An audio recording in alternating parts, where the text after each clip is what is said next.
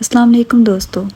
سعودی crown prince محمد بن سلمان، جس کو MBS بھی کہا جاتا ہے، سعودی عرب کو ایک ایسی سیکولر ریاست بنانے کی دوڑ میں ہے جس میں وہ آج کے جدید ترین ممالک کو بھی پیچھے چھوڑ رہے ہیں۔ آئیے پہلے جانتے ہیں محمد بن سلمان کی حکومت سعودی عربیہ میں کیسے آئی۔ ہم سب جانتے ہیں کہ سعودی عرب میں بادشاہت کا نظام موجود ہے جو ایک بائی سے دوسرے بائی یا آگے ان کی اولاد میں منتقل ہوتا ہے۔ کنگ عبداللہ نے 2005 سے 2015 تک سعودی عرب پر حکومت کی اور 2015 میں ان کی وفات ہو جاتی ہے، جس کے بعد ان کے سوتیلے بھائی سلمان بن عبدالعزیز نے ریاست سنبھالی۔ ریاض شہر پر 50 سال حکومت کرنے کے بعد آپ سعودی عرب کے بادشاہ بنے۔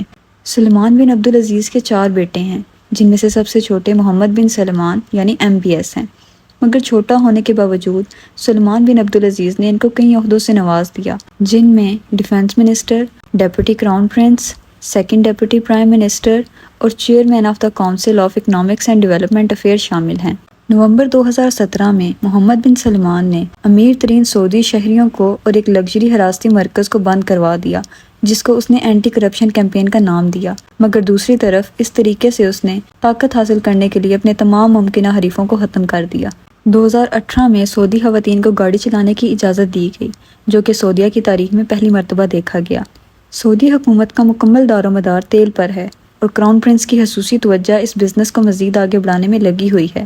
MBS کے مطابق اگر ایران اپنا نیوکلیر بم ڈیولپ کر لیتا ہے تو سعودی حکومت فوراً اس پر عمل درآمد کرے گی۔ محمد بن سلمان کے امریکہ کے ساتھ بڑھتے تعلقات کسی سے پوشیدہ نہیں ہیں۔ یہ جوان لیڈر سعودی عرب جیسی مقدس سرزمین کو ڈیولپمنٹ کے نام پر خرافات سے بڑھنے کی دوڑ میں لگ چکا ہے، جس کی مثال سعودیہ میں ہونے والے music concerts, celebrity meet ups ہیں۔ 2018 میں MBS ایک امریکی دورے پر جاتے ہیں، جہاں ان سے سوال پوچھا جاتا ہے کہ ایسی کوئی چیز جو آپ کو حکمرانی سے روک سکے، تو کراؤن پرنس سے جواب ملتا ہے کہ صرف موت۔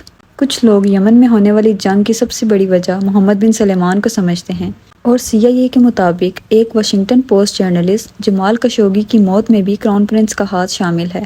سعودی عرب میں رات کے اندھیرے میں مرد اور عورت کا ایک ساتھ ڈانس کرنا، کلب میں جانا لیگل قرار دیا گیا ہے، جو کہ کچھ سال پہلے تک اللیگل تھا۔ پہلے سعودی عرب میں ہر فتویٰ، ہر فیصلہ مفتی علماء کی جانب سے قرآن و حدیث کی روشنی میں کیا جاتا تھا، مگر محمد بن سلمان نے عہدہ سنبھالتے ہی تمام مفتی علماء کو ان کے عہدوں سے معزول کیا۔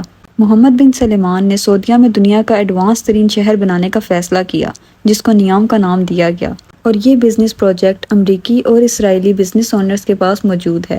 اس شہر کے بارے میں افتتاح محمد بن سلمان نے 2017 میں کیا۔ اس شہر کی تعمیر سے سعودی عرب میں مکمل دجالی فتنے کا آغاز ہو جائے گا۔ اس بات کو سمجھنے کے لیے آپ یہ جانیے کہ آخر اتنا بڑا اور جدید شہر بنانے کے لیے سعودی عرب کو فنڈنگ کون کر رہا ہے، تو اس کا جواب ہے اسرائیل۔ جی ہاں، آخر اسرائیل کیوں سعودیہ میں، جو کہ مسلمانوں کی ایک مقدس سرزمین ہے، اتنا انٹرسٹ لے رہا ہے؟